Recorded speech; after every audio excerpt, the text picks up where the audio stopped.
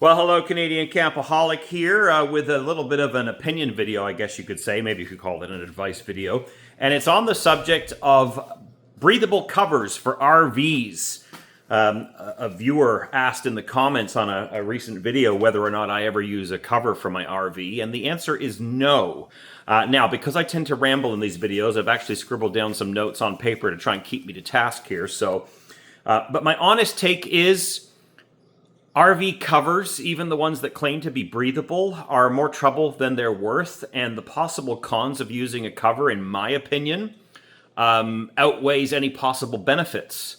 And I've owned my trailer for, 8-ish years now, since, what year? How many years ago is that now? Anyway, it's been since 2017. Don't ask me to do math, it's been a day.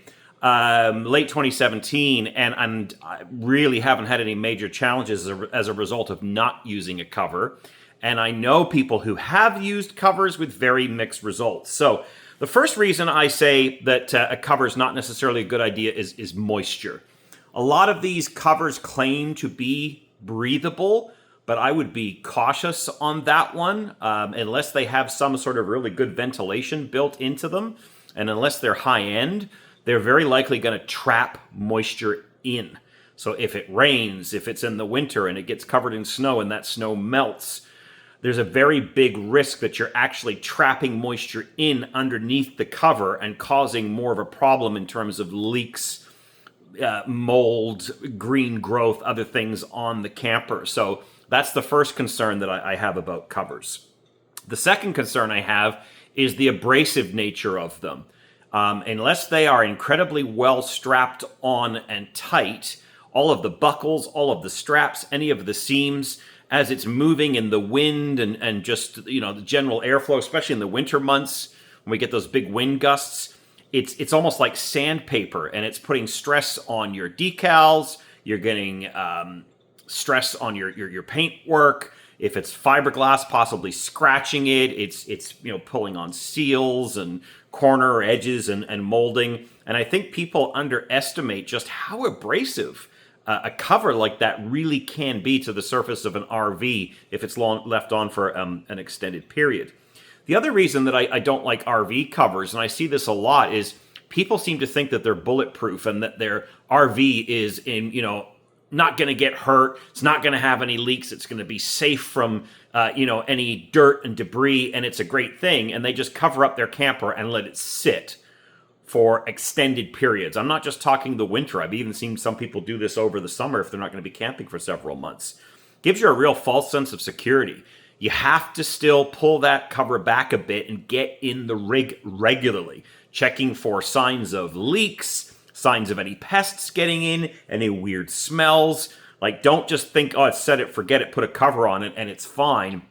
All too often on RV forums, you see people that open up their trailers, they take the cover off, and a family of mice or something else have moved in over the course of the winter and trashed the place, and they never bothered to check because it was too much of a hassle to pull the cover off. And not sure, maybe some covers do have like a door piece that you can open up to get into, and if you've got some experience with that, put that down in the comments. The other element with this is installation. I mean, even our rig being 10 feet tall, 22 feet long, that's not going to be easy putting that sucker on and off. And if you're somebody like my neighbor who's got like a 33.5-foot trailer, I can't imagine how annoying that would be to put a cover on top of that. Like, that's just enormous.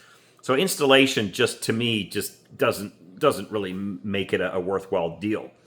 I already kind of talked about moisture and airflow, but I want to really stress that again, that you need good airflow through a trailer. Even ourselves here in Canada with the really cold, harsh winters, if we get a somewhat mild day, I will go out and open the roof vents for the afternoon or open the windows for a little bit and just let some air circulate through that. If you're going to insist on using a cover, you better be putting some products inside like Damp Rid or Damp Check. We featured that on the video before. I can never remember the proper word. I'll pop it down below. I can never say it either.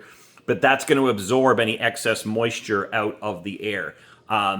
Here's the thing with campers. They're never perfectly sealed. There's always a little bit of airflow going through there. And the thing is, if you get sudden temperature swings, like let's say all of a sudden you get like we are here in April, really warm days, but cold nights, and that camper has stayed cold all night. Now you've got really warm air outside. What happens when you get cold air and warm air coming together? You get moisture, you get condensation, and that's going to lead to mold and smells and problems inside the camper as well. So airflow is another concern with this. Now, I will say, under the right circumstances, a cover, I guess, could be a good thing. It does protect against UV, so the UV is not going to damage the decals, it's not going to fade your paint, it's not going to kill your seals as quickly because you're protecting it against the UV, kind of the same idea as a tire cover. If you're parked under a tree or you're close to trees, kind of like we are here, you can get a lot of dirt and buildup on the roof. In fact, I'm sure when I get up on a ladder here soon and look at our rubber roof, it's going to need a good clean. We're not right underneath a tree, but we're close to a massive silver maple in my neighbor's yard, and it spits down all kinds of crap all over the roof. So I guess in that case, it could probably help keep some of that off of the roof. The last piece of advice I would say about a cover is if you're adamant that you want one and you feel that it's going to benefit you, don't be cheap. Don't go on Amazon and get some cheap $100 thing from some far-flung country, let's just say.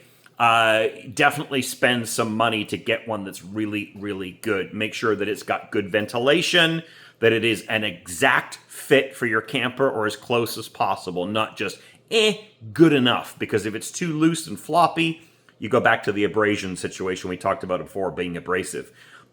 Make sure that it's incredibly well secured. You don't want that thing flapping around and having straps and things damaging your RV or worse, breaking windows. And the last piece of advice, which I've already said in the video, check on your camper. Don't think that this is an excuse to never look at it. Check on it. Even in the warm season, even in the summer, you should be going into your camper on a pretty regular basis, making sure the water is still in your toilet bowl so the seal doesn't dry out, making sure you haven't developed any new leaks, making sure that, now, rodents are less likely to get in your trailer in the summer, but it's not possible. Make sure there's nothing nesting in there of any kind. Again, check on it. But again, my honest opinion, guys, RV covers tend to create more problems than they necessarily solve. But what is your opinion?